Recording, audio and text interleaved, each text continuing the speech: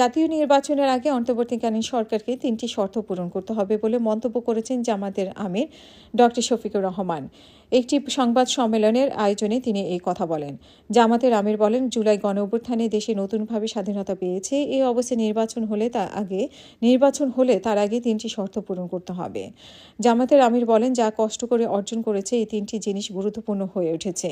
এর প্রধান হচ্ছে দৃশ্যমান গ্রহণযোগ্য মৌলিক সংস্কার।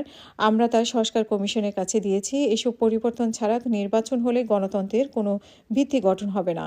তিনি বলেন, প্রথমত, সংস্কারের প্রধান অংশীজন হলো রাজনৈতিক দলগুলো। এতে যদি তারা সহযোগিতা করে তাহলে দ্রুত নির্বাচনের পরিবেশ তৈরি হবে।